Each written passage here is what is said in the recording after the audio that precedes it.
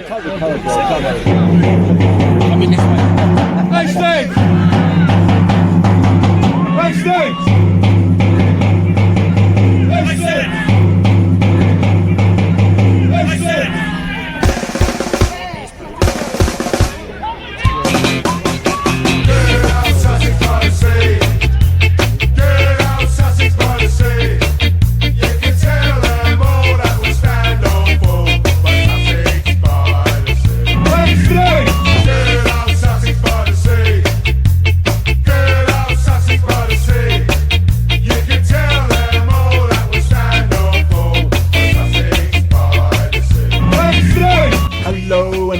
Welcome to episode 118 of the Sussex by the Sea podcast. I'm your host, Chris Laverick. On episode 118, we're joined by, in my opinion, number one goalie in our league, the mighty Charlie Grainger. We briefly touched on his career, his famous dad, how he got to Hastings, and his future. Then we've got the SBTS fan. We're joined by fans from Canvey, Margate, Whitehawk, and of course, Hastings United. Enjoy, SBTS fans. And now over to Hastings super stopper, Charlie Grainger. It's a great pleasure to introduce episode 118 of the Sussex by the Sea podcast. And I've got U's number one, Charlie Grainger here. Nearly said Martin Grainger there. We were just talking about Martin Grainger. Charlie Grainger, fantastic stopper for Hastings. Personally, as I'd say, as we're going to go into, I didn't think he would stay, but he's still here and an absolute cracking keeper. How are you this morning, sir? I'm well this morning. Working outside, so I'm cold. Yeah, but not too bad. Can't complain. Okay.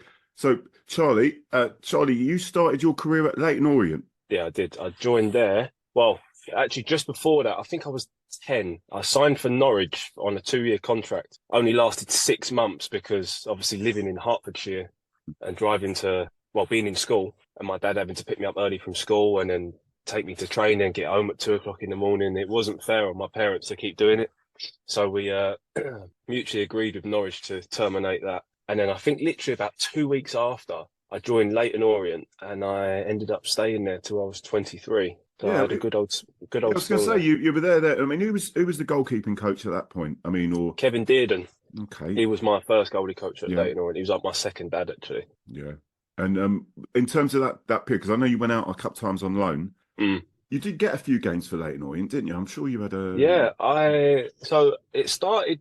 I got thrown into the first team very early, about 15. And they kept getting loans, they kept getting injured, and so they chucked me on the bench. From I think 15 was my Crew Alexandra away was my first time involved with the first team on the bench at 15, and ever since then I kind of stuck with them, jumping on the bench, going on loan here and there, and then I think I played a few games. I think I played a couple of games in League One, then I played in the FA Cup, then Ian Hendon come in a little bit later on down the line, and I think I played only a few games in League Two, but then once we got relegated into the conference, I then become the number one for a season. But things changed quite quickly after that. Yeah, they certainly do. Yeah. As I say, you then worked with Paul Barnes at Dulwich. Yes, yeah, so that's how you. Yeah. What was that whole Dulwich? This was obviously in the league above. What was that whole Dulwich experience like? It was a very strange one. It was a very up and down time. Personally, I think I spent 4.5 years there. I loved the club. I thought it was fantastic. Under Gavin and Cads, there was a real clear guidance on what was expected from the club. Performances started to drop and results started not to go our way. So unfortunately, the club and Gav come to an agreement that was it. And then Barnsley coming at a real tough time. You think a manager who's been at the same club as a manager for 17 years, I think it was, has got to come in and take over at the helm. It's very difficult, but as a club, it is a very good club. It's like a fantastic fan base. So yeah, I enjoyed my time there. Well, I didn't the last season, but other than that, it was quite a good place to be. So when that season ended, Dulwich did ship out the big changes, and you come along with Paul. How did Paul persuade you to come to Hastings? So I was a little bit in between with what I wanted to do. I'd spoken to Dulwich about staying and spoken to various other people, and then Paul rang me and told it to me really about the people, the place, the culture of the club. And I kind of thought, I know it's far away, but it sounds quite interesting. I don't mind a little bit of a change here. And then, yeah, it was pretty simple. It was one phone call. And then after a couple of conversations, we were signed, sealed, delivered. Yeah. So come in, obviously massive changes at Hastings as well before you came in that you wouldn't know anything about really. Yeah. But a goalie called Louis Rogers, who was had been there for a number of years, good goalie, and him leaving, you coming in, started really well to begin with. I mean, it did seem like a bit of a disjointed team to me. And I suppose you've had various centre halves play in front of you this season. How is that? Because we'll talk a little bit about the BANTZ era, obviously, but first of all, that thing of when we seem to be,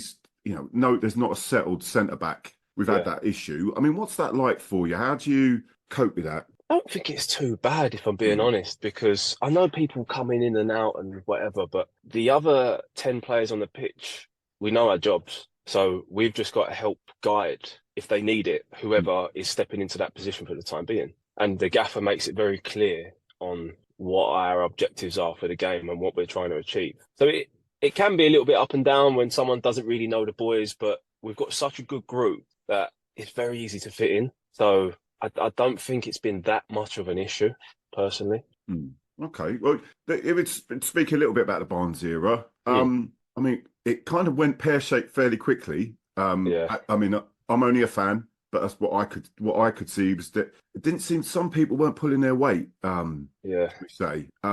You've been in various dressing rooms. I mean, how do you cope with that? Don't need to go into specifics, but like that thing of when you can see that you're on a downward turn, how do you cope? How do you sort of do you just focus on your game, or how do you deal with that sort of situation? I guess I've been in downward spirals in other teams before, so I kind of know what to do in those certain situations. It's people almost, you can see it. You can see the players that are like sinking with the ship almost. You kind of got to try and get around them, but you've got to try and make sure you're doing your job as best as you possibly can for the team. Then you've kind of got to worry about others, because as long as you're doing your job, then that's one less thing you've got to worry about. So once I know I can do my job, then that's kind of like, I've got to try and lift him. Don't get me wrong, it wasn't just me doing it. There was a number of other players in the dressing room also trying to say, come on, mate, we've got to stick together, we can do this. But it just didn't happen, unfortunately. Yeah, I mean, I could talk for ages about that part of the season. It's almost like it was a bad dream. And we obviously, Paul Barnes leaves. A few people that I think should have gone went. And I speak for myself, but a lot of us fans thought, well, Charlie's a good goalie. He's going to go as well. What made you stay initially? It was actually quite surprising, if I'm being completely honest, because I didn't have any intentions of leaving. And I kind of thought I might have been one that had been asked to leave as well, because I honestly didn't think I'd performed that well at the start of the season. So I was kind of expecting a call. But then once I'd spoken to Ben and Chris, the new gaffer, they kind of was telling me about how they wanted me to stay and the way we're going to start playing football. And I was like, oh, this sounds like a bit of me, and they want me to stay. So I'm all on board. Once I sign up to something, I don't really want to jump ship. I want to stick it out to the end. So once I had them conversations, I was like, yeah, I'm all over this. Yeah. Oh, great stuff. Great stuff. I mean, we know, or Hastings fans know Chris from time. We know he's very driven and wants to play in a certain way. How did you take him first off? I mean, have you ever had any dealings with Chris before, or how did you find him in your first conversation? No, I haven't had any dealings with Chris before the time with him here. First conversation was quite good, actually. He just told me straight up his demands of how he wants to play. And we've kind of got to buy into it if we want to do so, obviously. If not, then there's conversations to be had. And the way that he likes to play is the way I also like to try and play. I like to be on the ball as much as possible, trying to progress the ball, help the other players, and so on and so on. So it was quite an easy conversation with him. I think there was kind of like a mutual respect instantly once we spoke over the phone. Excellent. Well, I've got a few fan questions for you, Charlie. Mhm. if that's okay. It's a few. I don't know if are you a gooner, by the way, Charlie? No, I'm not. No. So unfortunately, there's a gooner question here. I don't know. No worries, that's fine. Don't want to trigger you. So we've got Mr. Lee Parnell, who does the vlogs, is asking this. He's saying, what's your view on the Arsenal goalie situation? And like, how would you find it if you were the one that's benched after not really doing anything particularly wrong? Funny enough, I've been in that situation myself. Hmm. Obviously, very different levels between us. But I think it's bizarre, if I'm being honest. Hmm. People were saying Reyes bet would have bought his feet. He's nowhere near as good as Ramsdale would have bought his feet. Not even close. Ramsdale's got loads of character, personality. He was one of their best players last year. He kept them anywhere near to the title race. Yeah, he had a couple of mistakes, but what goalie doesn't make mistakes? Thought he was unbelievable, and the way he's been done. Football isn't a fair game, but No. I think there was a different way of going about it. It's kind of like, oh yeah, you'll get your chance to battle, but it's not been the case at all. It's like, no, you sit on the bench now. I've got my new number one. So yeah, I don't understand that one, but I mean they're flying at the moment, so it's a tough one to argue with him with. Yeah, fair enough. Yeah. Who do you think should be the goalie for the Euros? I would have said Ramsdale if he had continued to play, because he way better would have bought his feet than Jordan Pickford, and I think he's a better overall goalie. But to be fair to Pickford, this season he's been decent. He's been very decent. So, and he knows, he's been there and done it. He's got the experience. So at this present time, I'd have to say Jordan Pickford. I haven't actually asked you who's your goal. Did you always want to be a goalie? Nah, no. So obviously my dad played, and I wanted to be an outfielder, but I had 2 left feet when I was growing up. I was rubbish. So dad just threw me in goal, and then kind of just took to it quite quickly. I was the only one who didn't mind flying around, diving at people's feet, getting muddy, and yeah, it just kind of stuck. Yeah. And so who's your sort of heroes growing up? Was it your dad? Obviously, we mentioned your dad, Martin Grainger, big time Birmingham City terrorist, for want of a better word. I wouldn't mind seeing Jack Dixon and Martin Grainger in that same midfield. So in terms of your heroes growing up, you would say your dad. You're going to say your dad, or is it? 100%. Unfortunately, I was a little bit too young to remember going to all of the games, but there was a few when I got a little bit older, because he had to retire quite early because of his knees. There was a few that I remember going to, so it was definitely one, because I always wanted to be like my dad, although he didn't quite pass me all of his genes, unfortunately. But I'd say idol-wise, at the time, from when I was, 12, 13, 14, Joe Hart was the main man. I wanted to be him. Same Barnet, same boots, same gloves, done my socks like him. He was the main man, and I thought, his presence, personality, his staves, his distro, everything.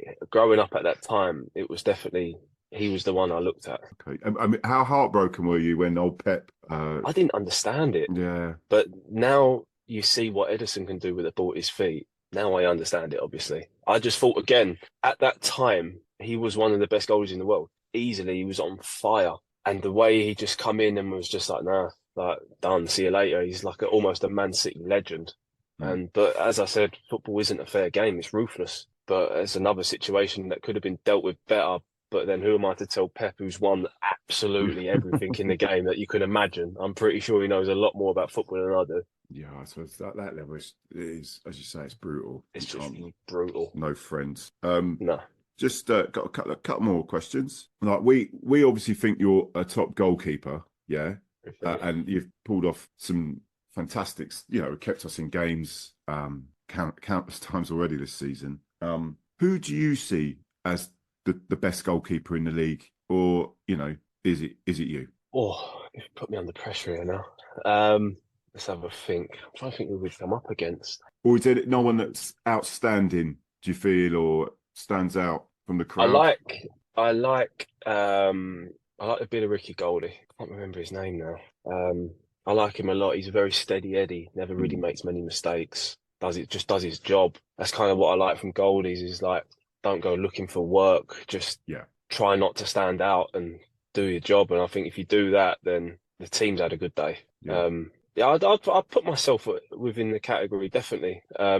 It's something I'd have to think about. I can't remember everyone that we played against. My memory's horrendous. But he's one that comes to mind just because I looked at him and I just thought he's very steady away, no mistakes. I just like what he did. Talking of Paul Barnes again quickly, he's a bit unlucky, isn't he? I mean, like he come in the Dulwich situation.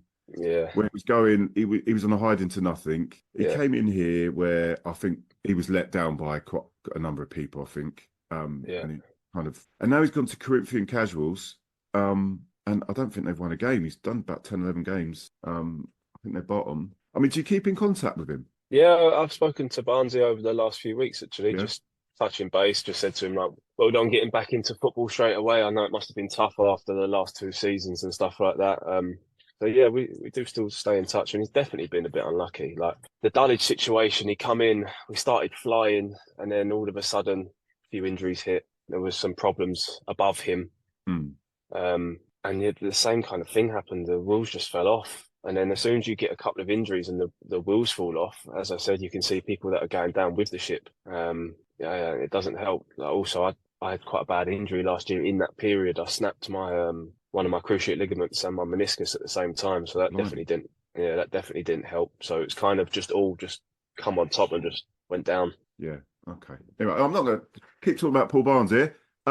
Charlie, what do you think of your season? I mean, as you say, was a little bit shaky to begin with. I mean, I'll put it down to we had like Craig Stone still there, who kind of I think it's probably a season too far in terms of being at this level. I think that's why he's doing all right at Ramsgate and the division below. You had a few sort of centre half changes, a lot of mix ups. Ever since Aggie's come in, I think your game's definitely been raised, and the fact that you're more involved in the game as well. You've already said you actually quite enjoy that side of the game. I mean, there's a lot of fans who watch Hastings. They've always got their hearts in their mouths whenever they see a goalkeeper with the ball. But they still put that to rest because obviously they're very comfortable on the ball. With the style, was it just an easy thing to kind of click in once Aggie said, "Look, you're getting the ball a lot more now"? Yes and no. Yes, because that's kind of like how I like to play, and it excites me instead of just getting it and smashing it down the field and legs hanging off by the end of the game. He just whacked the ball all the time. But also he opened my eyes to different pictures in terms of, right, if those, let's say 2 or 3 options aren't on, then that means there's something else somewhere else. Yeah. So you always look like, my brain is always like, right, what, as soon as I've got the ball, it's like, right, that's not on. That is on, but that's also on. What benefits that person more or the runner off of him?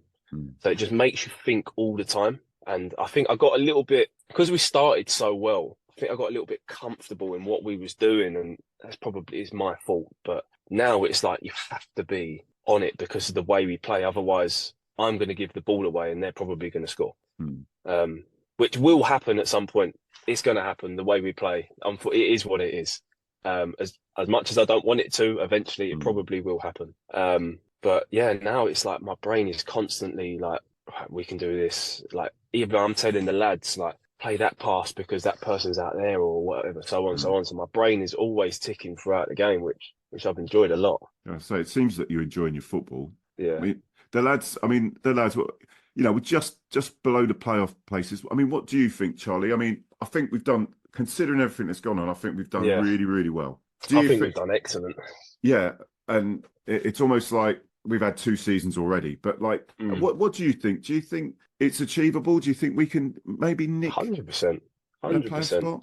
We are, for what we've come up against, we're 100% good enough. It's just whether we can be consistent enough, if I'm being completely honest. We've gone like 4 or 5 games, sometimes more, turning people over, getting good results. And then we have that one or 2 days where it's like, not quite at it. But that will come. We're a very young group. So the more we do it, the better we will become. But there's 100% a chance of us nicking in one of them playoff spots, especially from now to the end of the season, because we're playing everyone near enough around us. If we start beating them, we'll be well in them playoff spots. Has anything surprised you since Paul left? Was there anyone like in terms of change of game, or like say like John Hoofer? John Hoofer's had a great season. He's been unbelievable. That's probably the biggest one. John started the season okay. I've said this to John, so he knows. He started the season okay, but it's like he had a new lease of life all of a sudden. He's been unstoppable at times. I can't remember how many. I think he's on 18 assists, something like 7 or 8 goals. It's unbelievable. He didn't have a left foot before at the start of the season. All of a sudden, he's got about 18 assists with his left foot. He's been class. Yeah, there's been a couple. Leggy as well. Leggy looked a little bit quiet at the start of the year. Since then, I think he's been excellent. He's a real handful. Kean Moyes has been unbelievable. What a footballer he is, by the way. Yeah, everyone's just gone levels. Like, there's no disrespect to Barnsley because I've got a lot of time for Barnsley and he done really well at the start. It's just unfortunate how it went. We just kind of, I don't know, went another gear almost. Right, I must ask you, Charlie. Now, will you be here next season? Has that been? Am I allowed to be cheeky and ask? Or I mean, you can be cheeky and ask. It's fine. We're having conversations about it at the moment. Excellent. To be honest, so we'll have to wait and see. Yeah, because I mean, you may not have heard them, but like we have got lots of songs for you. But I've heard. Yeah. I've enjoyed them. But they usually involve other defenders. But then those defenders go, and we can't keep changing it. But you're still here, as long as you're still here. No, I appreciate it. No, I've definitely heard them. They're nice to hear. Especially like, I think it's always hard as a goalie stepping into a club when you've had a Louis Rodgers for the last however many years, come through the academy, played to over many games. It's like, am I going to be taken in? But obviously I have to perform to be taken in first. So it is nice now that I'm hearing the songs and people come up to me after the games and talk to me and stuff like that. It's proper made me feel welcome. Good. Well, glad to know. I mean, any other thoughts on the fan base? The fan base is unbelievable, home and away. That's all you hear. Like, what game was it? When we went to play Kingstonian away, so we was walking out the tunnel, I could hear singing. I'm like, is that? I said to someone, is that a lot? Like, this is miles away. But to be fair to you guys, in your numbers, you're unbelievable. Nice one. No, Charlie, thanks for your time, chap. No problem at all. And hopefully we'll get a game soon. That if it don't get rained off. Yeah, I know. It'd be nice. Yeah. Listen, you have a good day. Take care, Charlie, and I'll see you at the game, mate. All right. Yeah, top man. Thank you. Hastings #1. Take care, mate. Yeah.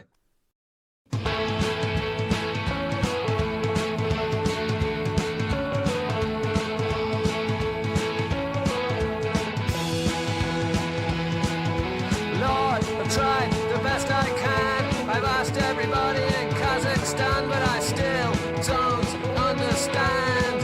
Bob Wilson, Anchorman, I've been to Kent, Gwent, Senegal. I even been to look for Jim Rosenthal.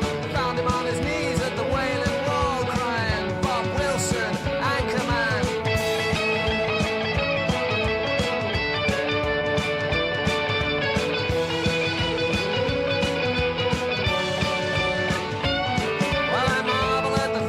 Beneath the ground, and the man can go faster than the speed of sound, but I still can't get my head around Bob Wilson, Anchorman. I'm cold and I'm hungry and I'm in Dundalk. I've got no bus fare, I've got to walk. It's raining soup and I've got a fork.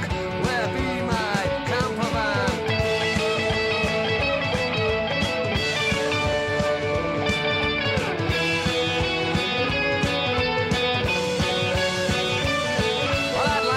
Stevenson, the engineer, and I'd like to meet Faraday and buy him a beer, and I'd love to meet the bloke who had the bright idea, Bob Wilson, Anchorman.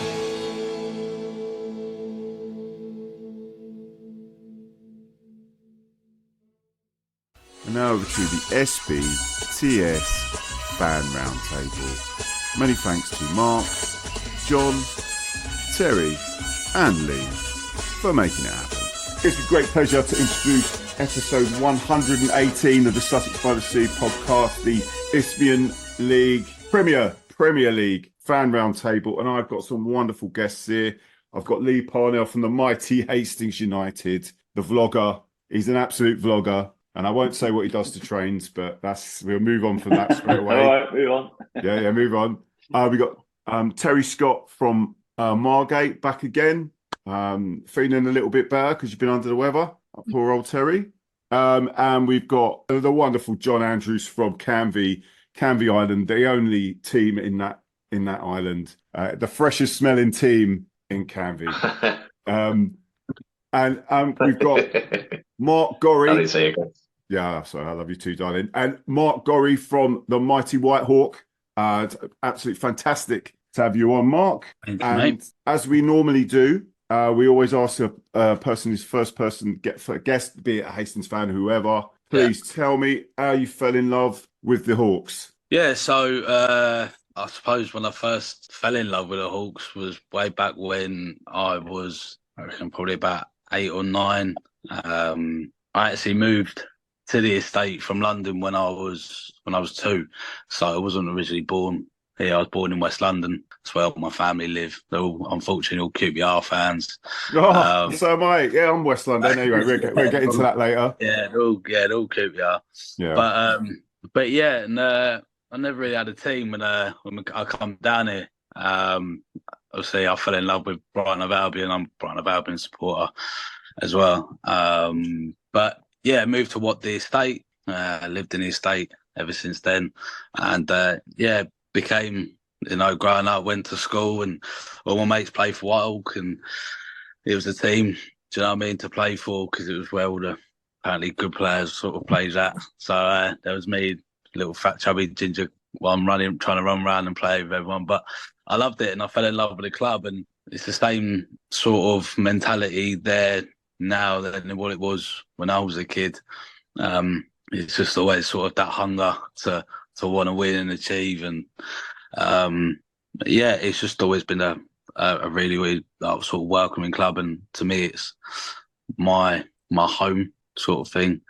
So every time I walk in the clubhouse at the enclosed, it's like walking in home. You literally say it's like, you walk in, you see the same faces, and you do the same sort of routine of shaking everyone's hands and saying hello, and following a moment away. I'd admit probably not that long. I've been doing it back again. So I used to go when I was a bit younger, but the last few seasons we've all started going along. Me and a group of friends, and we go home and away probably most weeks, if not every week. And it's just it's a journey. That's sort of how and why I fell in love. Obviously, I'm from the area, love the community, always have, and that's what the football club represents, community, and it always has. So you always feel at home there. That's why I love it. Well, talking of being at home there, you took half of Hastings' team. They were at home at Whitehawk for a while. I mean, what was that like in terms of, like, you come up and your boss decided that, to stay at this level, he's going to get in some experienced players and things like that. I mean, how did they all take? Because there has been quite a bit of change in your squad over this season. Well, Dicko come in, Jack Dixon come in, and obviously took the armband when Chief left, Robbo Toole left. And it was a bit of a weird sort of transition. I mean, from like a fan's perspective, we was all excited.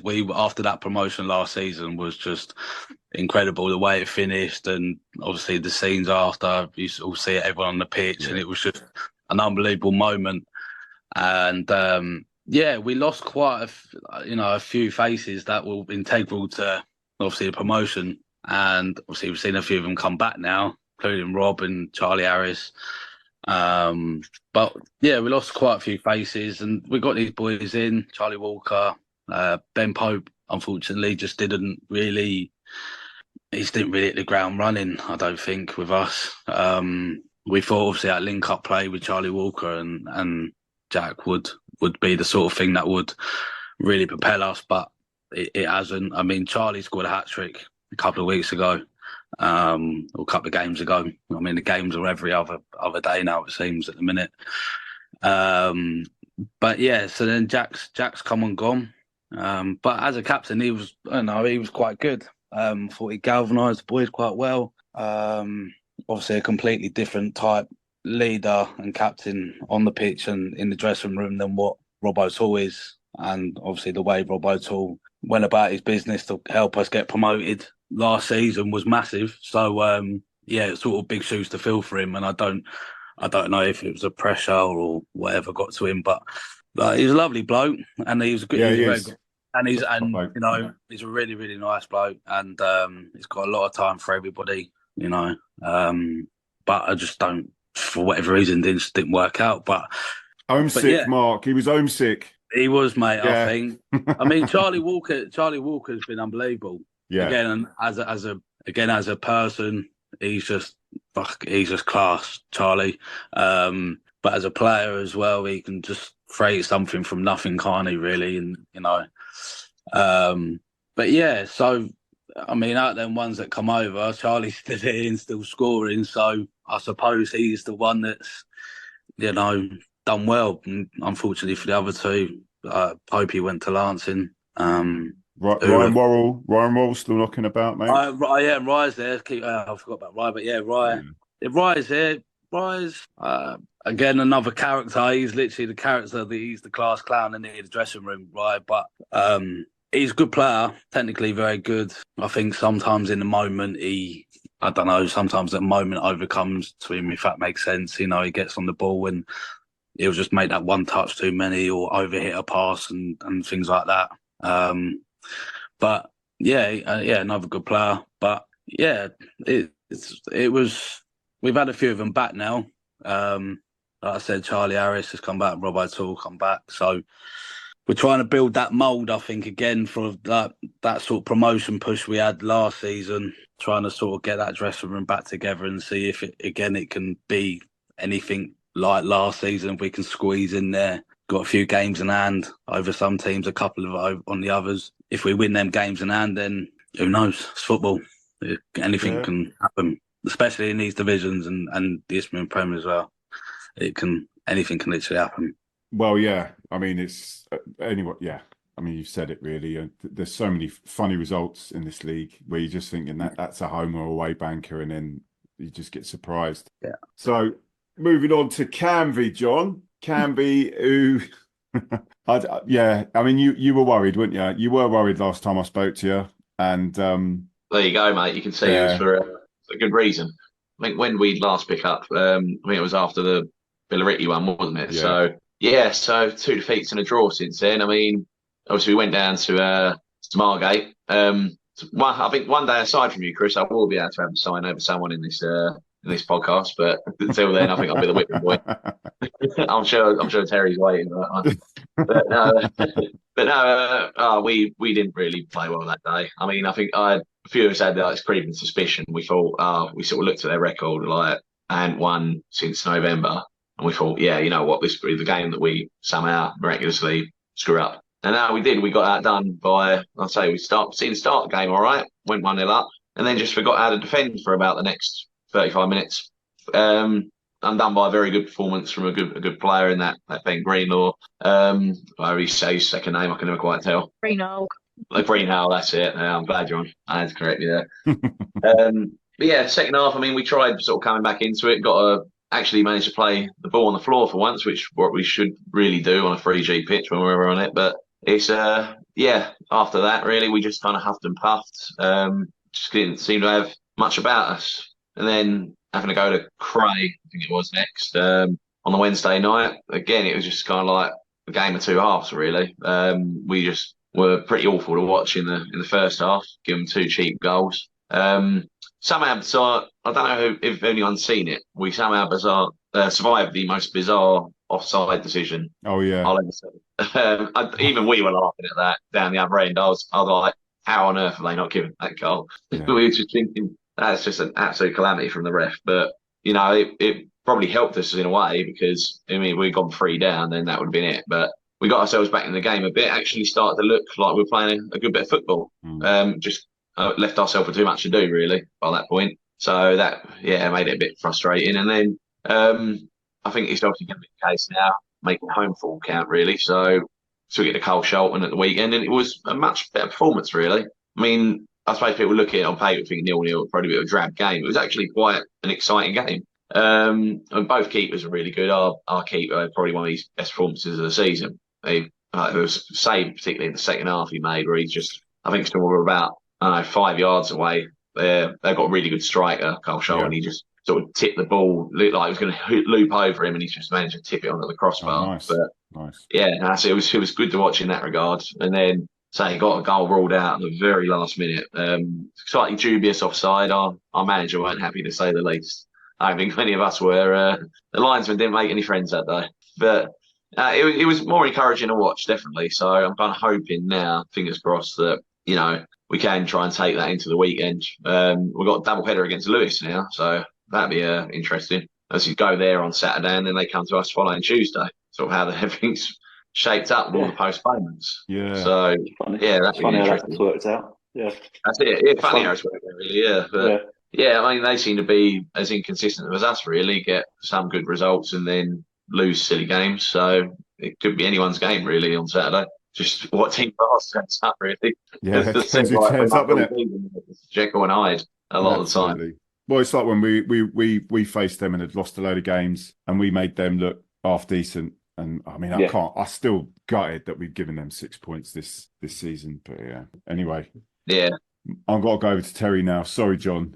So Terry, no win since November, and you've only managed to win a game. So 19 games. 19 games. It's 20 games without a win. And I honestly thought we was going to be doing the same again. We had Chatham the week before. It was a much improved performance. We deserve to get a draw out of that one. We've got our new players. We've got Toby on each of the wings, so we played 5 at the back. And can I mention Don Vose? Was Don Vose playing in the Chatham game? Was.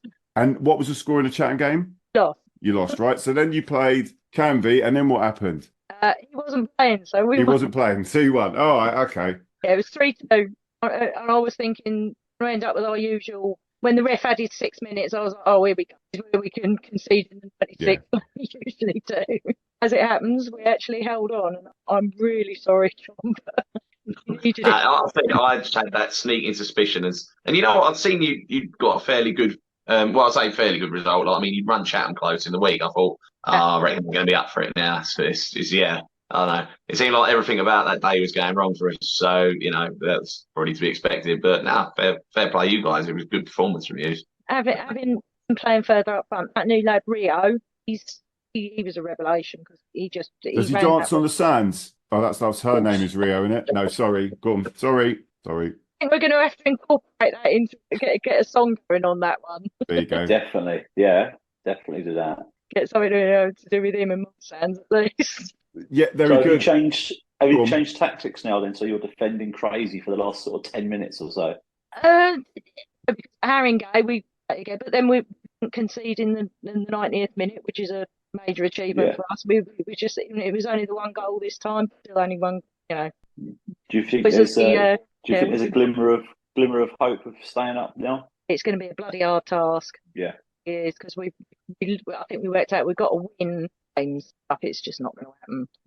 They've got other teams have got quite a few games. I think Canvey's going to not funds Concord. Yeah, because they've got so many games in hand. I think that's going to be our downfall. So. Do you face many of the rest of the bottom 5 in the run up for the rest of the season? We've got we've got Horsham at home, Carshalton, Field.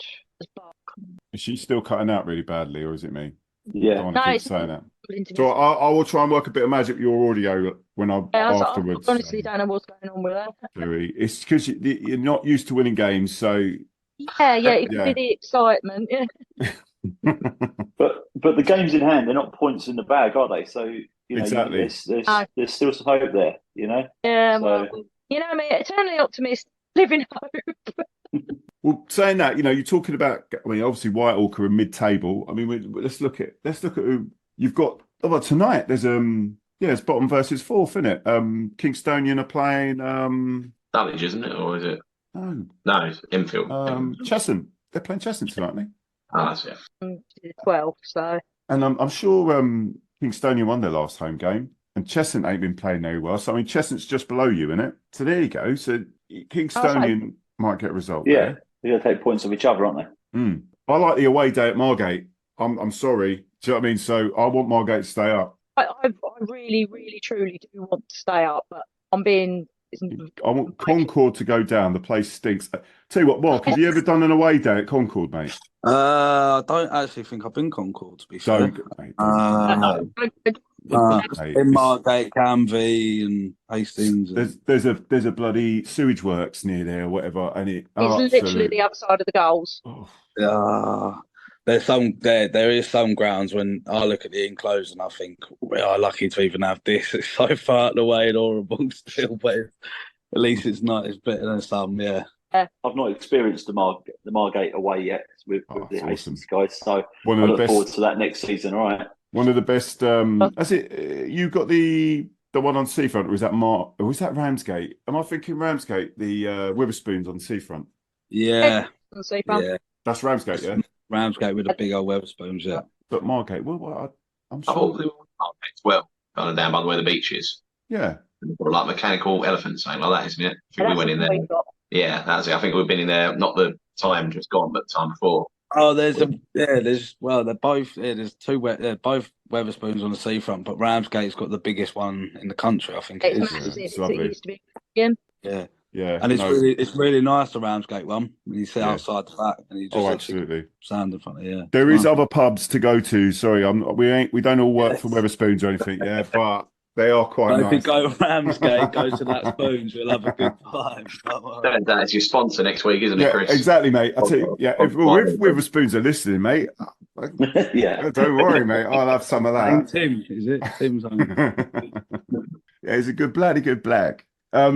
Actually, you met up with Aaron from Hashtag, didn't you? Go on, because we had a load of games called off. Go on. Yeah, so not Saturday gone, Saturday before. On my way up to London, wife and son were going to the Arsenal women's game, and my daughter and I were going on to Potters Bar to see Hastings versus Potters Bar, and we dropped wife off at the Emirates, and 5 minutes down the road saw on the group chat that the Hastings game was off, which was marvellous because I was already up there, already in London. So contacted Chris and said, have you got Aaron's number, Aaron from Hashtag? Because I thought, see where they are. And they were going to Wingate and Flinchley. They were at Wingate and Flinchley away, which was about sort of 5-6 miles from where I was. So although we were very early, we went there, met up with some of the guys from Hashtag and spoke to some of the guys from Wingate and Flinchley, standing there in my Hastings jumper. So they made me very welcome. So that was quite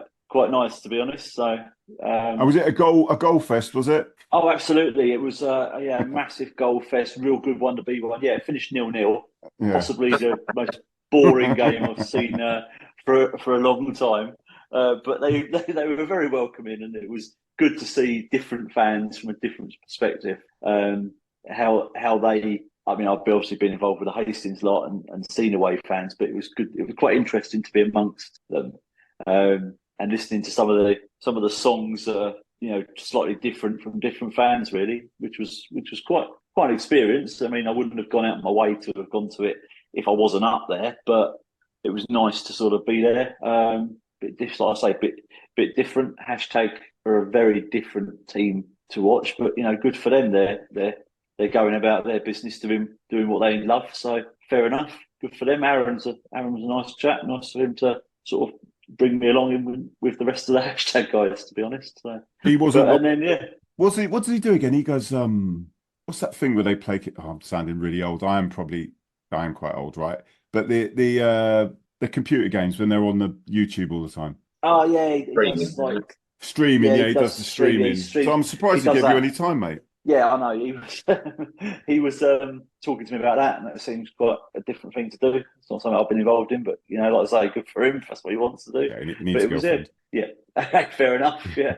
I can't disagree with you there. No, it was very, very, very good. I did it meant I was able to do a bit of filming for my vlog, and I thought I wasn't going to be able to because of the Hastings game being off. So that was quite nice, quite a different thing to do. And then obviously last weekend, from Hastings' point of view, all ready to go up the pilot field, getting all ready for that, pulled off again. So ended up going over to Bexhill 10 minutes before kick-off. That was pulled off as well. So yeah, I gave up in the end and went home. So yeah, really from a Hastings' point of view, can't really report much on any of the games because there hasn't been any for the last couple of weeks. So yeah, and I wasn't on the last pod. So yeah, well, you know what the beauty of this is? I said to my missus, I said, look, love, I'm not going to the Hastings away game. This was 2 weeks ago. I want to spend time with you and the family.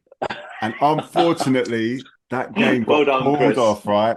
And then last week I was supposed because I work job was doing I had to work the weekend. Again, fortunately the game got called off. Yeah. I'm not saying I've Swings got and powers, roundabouts, mate. right?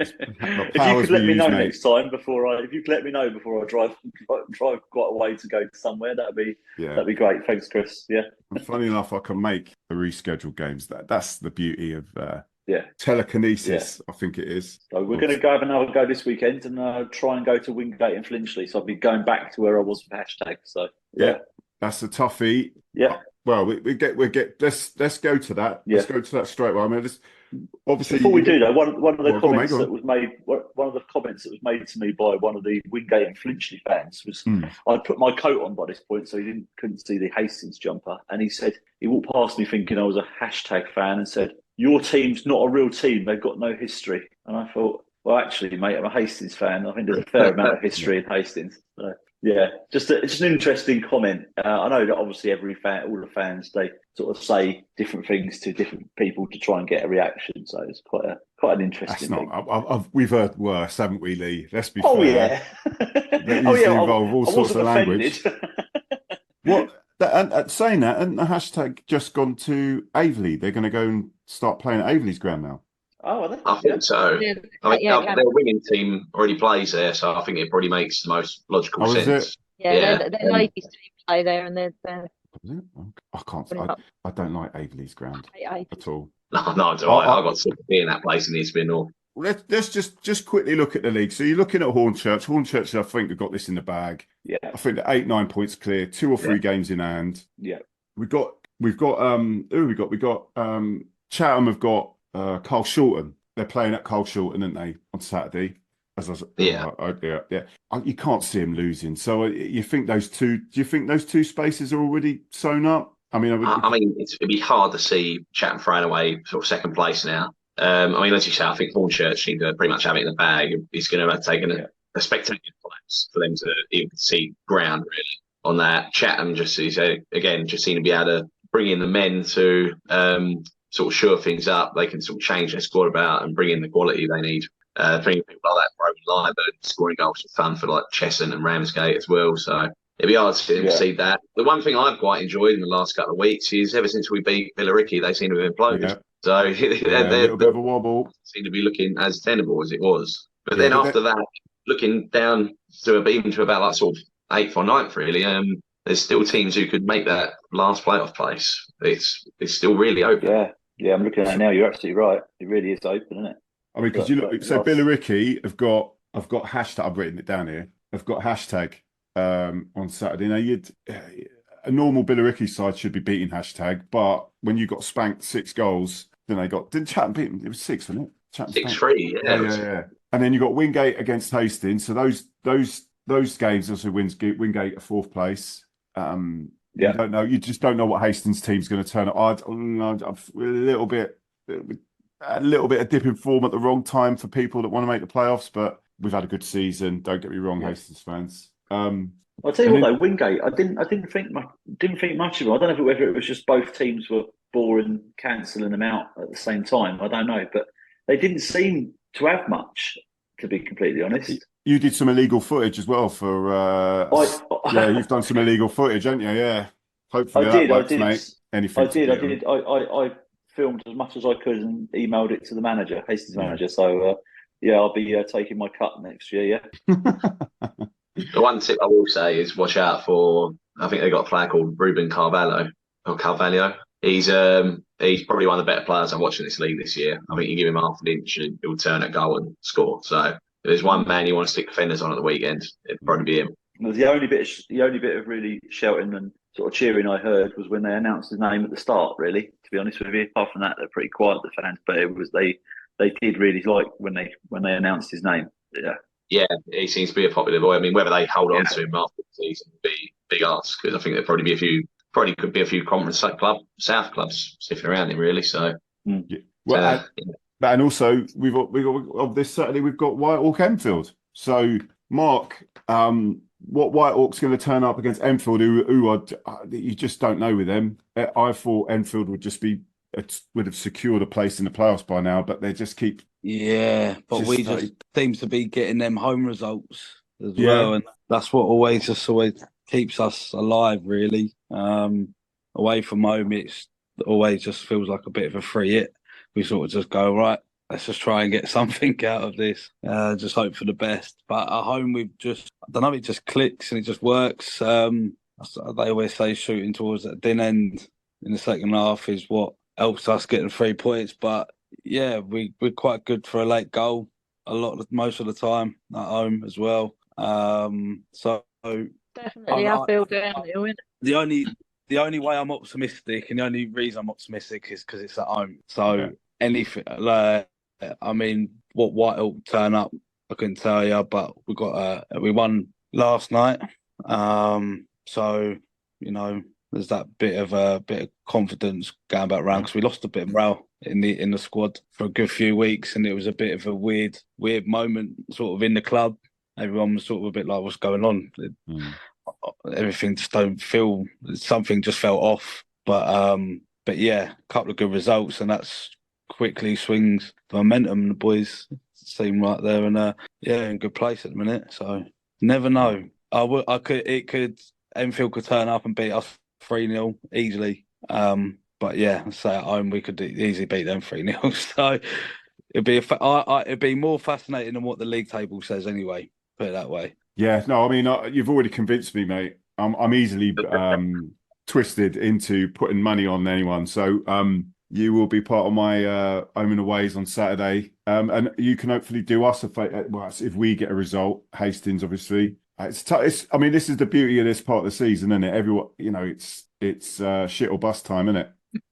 At the end of the day, I mean, right then. One of the things I wanted to ask though is, will Horsham, because Horsham have got a couple of games in hand, didn't they? Are they going to be the ones that are going to take the place of one of those we've spoken about in the playoffs, or do you think, because Horsham have played a ton of games this season?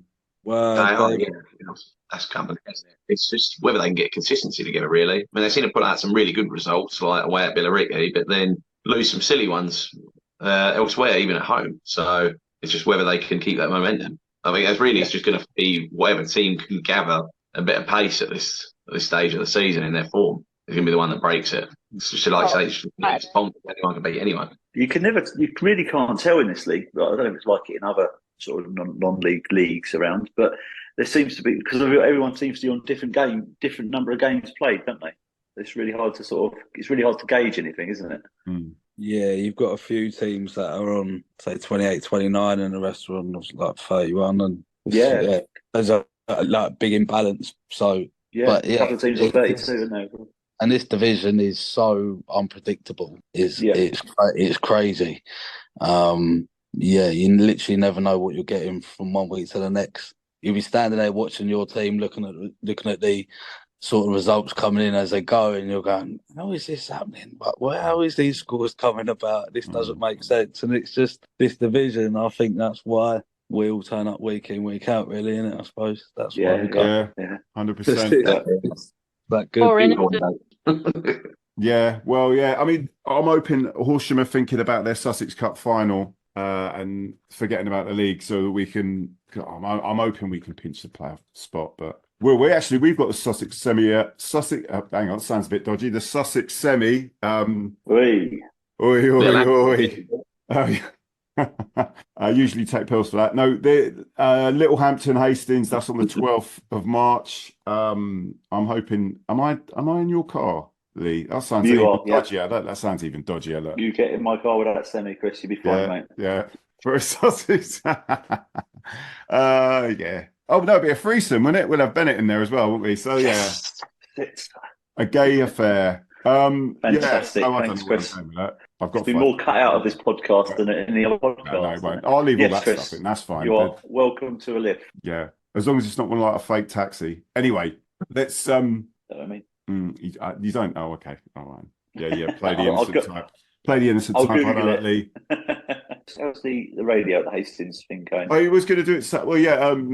Tom Dyson-Laurie. Yeah, Tom Dyson-Laurie does the radio for Hastings.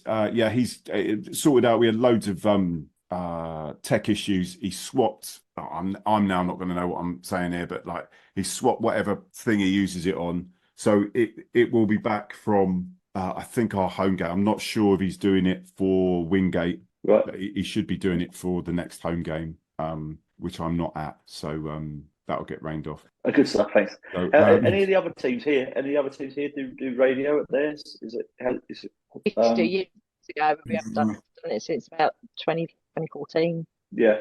Yeah, I think it's something we might look into next season. Now I've actually got Wi-Fi in our press box, so it could work, but we'll see who's committed to doing it. That's the thing. It's a commitment, and we ain't even got Wi-Fi, mate. Oh wow! It is, isn't it? Bloody free. That go on AM or FM, then you're one.